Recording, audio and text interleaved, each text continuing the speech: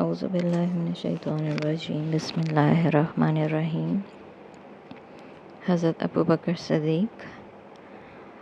چند جنگوں کے مختصر حالات۔ داخلی مسائل کا سدباب کرنے کے بعد حضرت ابو بکر نے اپنی توجہ بیرونی خطرات کی طرف کی۔ ایران اور روم مسلمانوں کی تباہی کے در پہ تھے۔ اسلامی مملکت کی شمالی سرحدیں ان دونوں بڑی طاقتوں سے ملتی تھیں۔ وہ قبائل جو عراق سے متصل علاقے میں آباد تھے ایرانی سلطنت کے زیر اثر تھے، اور ایران نے عرب کے شمالی سرحد پر ہیرا نامی حکومت قائم کر رکھی تھی، جبکہ شام کی سرحد کے پاس کے علاقے میں بسنے والے عرب قبائل رومی حکومت کی اطاعت پر قائم تھے، اور غسان نامی عرب ریاست روم کے ماتحت تھی۔ سلطنت ایران اور روم نے عہد رسالت اور پھر حضرت ابو بکر کے دور خلافت میں اسلام کے خلاف کچھ ایسی کارروائیاں کیں کہ حضرت ابو بکر ان دونوں کے خلاف جنگ کرنے پر مجبور ہو گئے۔ ایرانیوں سے جنگ۔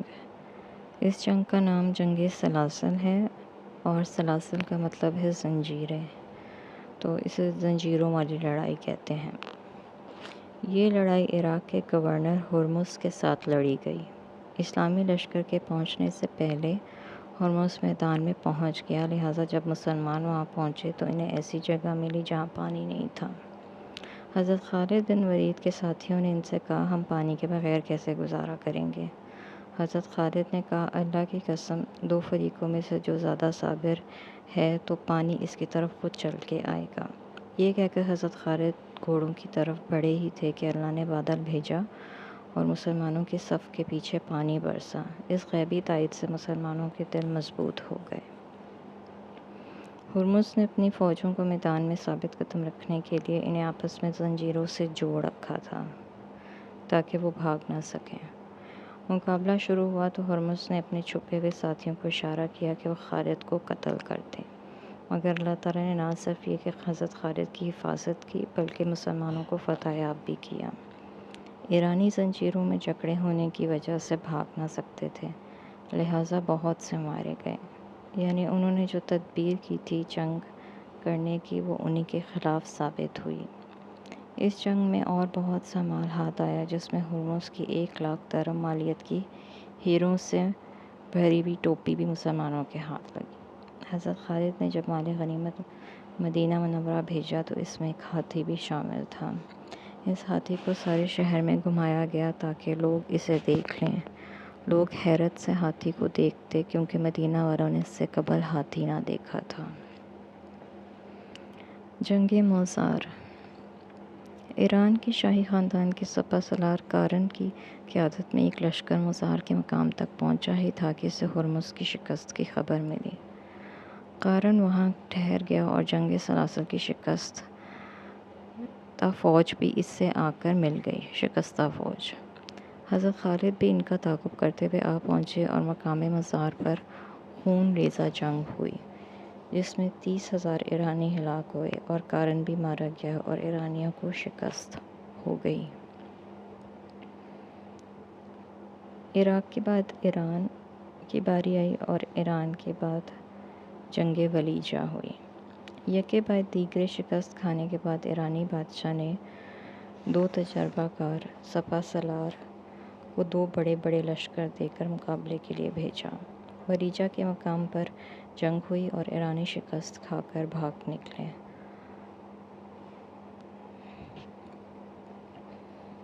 جنگ ایلس۔ ایلس کے مقام پر اسلامی لشکروں نے ایرانیوں کو شکست دی۔ حضرت خالد بن ولید نے ہیرا کا محاصرہ کیا تو اہل ہیرا نے صلح کر لی۔ اس کے بعد اسلامی لشکر نے عین التمر بھی فتح کر لیا۔ دومت الجندل۔ اس علاقے میں بھی سرکشی ہوئی۔ حضرت خالد بن ولید نے دوبارہ اس کی تسخیر کی اور یوں یہ علاقہ واپس مسلمانوں کے قبضے میں آ گیا۔ جنگ فرات۔ عراق اور شام کی سرحد پہ بھائی عیسائی قبیلے بھی ایرانیوں کے ساتھ مل گئے اور اس لشکر نے دریائے فرات عبور کر کے مسلمانوں پر حملہ کر دیا۔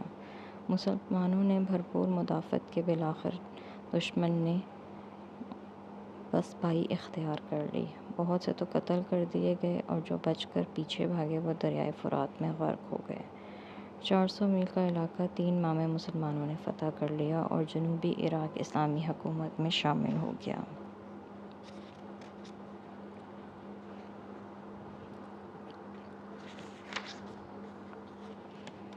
رومیوں سے جنگ۔ ہجرت کے 8ویں سال جنگ موتا میں شام کا بادشاہ مسلمانوں کے خلاف خود لڑنے آیا تھا۔ اس کے بعد حضرت ابوبکر کے دور خلافت میں حضرت اسامہ کا لشکر رومیوں سے مقابلے کے لیے گیا اور فتح یاب ہوا۔ تاہم شام کی جانب سے مسلمانوں کو ہمیشہ خطرہ درپیش رہا، لہٰذا اسی خطرے کے پیش نظر حضرت ابوبکر نے رومیوں کے خلاف تمام مسلمانوں کو جہاد کی ترغیب دی۔ جب 27,000 کا ایک بڑا لشکر تیار ہو گیا تو انہوں نے فوج کو 4 حصوں میں تقسیم کیا اور حضرت ابو عبیدہ بن جراح، حضرت یزید بن ابی سفیان، حضرت شرجیل اور حضرت عمرو بن عاص کو ان کا سپہ سالار مقرر کیا۔ ان دنوں ہرقل روم خود شام آیا اور اس نے بڑی تعداد میں فوج جمع کر کے سارے ملک میں پھیلا دی۔ رومی فوج کی کثیر تعداد کو مد نظر رکھتے ہوئے چھوٹی موٹی جھڑپوں کے بعد حضرت ابو عبیدہ نے خلیفہ سے مزید کمک طلب کی تو حضرت ابوبکر نے خالد بن ولید کو لکھا کہ وہ عراق کی مہم کسی اور کے سپرد کر کے فوراً شام چلے جائیں تاکہ حضرت ابو عبیدہ کے لشکر میں اضافہ اور انہیں تقویت ملے۔ بصرہ کی فتح۔ خلیفہ کا حکم ملتے ہی حضرت خالد اپنے لشکر کے ساتھ تیزی سے 5 دن میں صحرائی علاقہ طے کر کے شام جا پہنچے اور رومی فوج پر مقام بصرہ میں حملہ کر دیا۔ رومی اس اچانک حملے کی تاب نہ لا سکے، لہٰذا جزیہ دے کر صلح پر راضی ہو گئے۔ جنگ اجنادین۔ چاروں اسلامی لشکر مقام اجنادین میں آ ملے اور رومیوں کے خلاف سخت معرکہ پیش آیا۔ لشکر قیصر روم کے خلاف مسلمانوں کو فتح ہوئی اور اس کے بعد انہوں نے دمشق کا محاصرہ کر لیا۔ ابھی محاصرہ جاری ہی تھا کہ حضرت ابوبکر وفات پا گئے، تاہم حضرت عمر کے دور خلافت میں دمشق فتح ہو گیا۔ ایچ جی ویلز حضرت ابوبکر کے ایمان اور یقین میں محکم کو سراہتے ہوئے لکھتے ہیں: When Muhammad died, Abu Bakr became the caliph, and with the faith that moves the mountains, he set himself simply and sanely to organize the subjugation of whole world to Allah with little armies of 3,000 or 4,000 Arabs. جب محمد صلی اللہ علیہ وسلم انتقال کر گئے تو ابو بکر ایسے مضبوط ایمان کے ساتھ خلیفہ بنے جو پہاڑوں کو بھی ہلا دیں۔ انہوں نے سادگی اور حکمت کے ساتھ خلافت سنبھالی کہ قلیل فوج کے ذریعے، جو کہ بمشکل 3 یا 4 ہزار اربوں پر مشتمل تھی، ساری دنیا کو اللہ کے آگے سرتستی میں خم کروانے کا بندوبست کر دیا۔ حضرت ابوبکر کی مدت خلافت صرف 2.25 سال پر تھی۔ حکومت کی تاریخ میں یہ مدت کوئی اہمیت نہیں رکھتی، لیکن حضرت ابوبکر نے جس دانائی اور حکمت عملی کے ساتھ چاروں طرف بچھے مشکلات کے جال سے نکلنے کی راہیں تلاش کی، اس کی مثال دنیا میں نہیں ملتی۔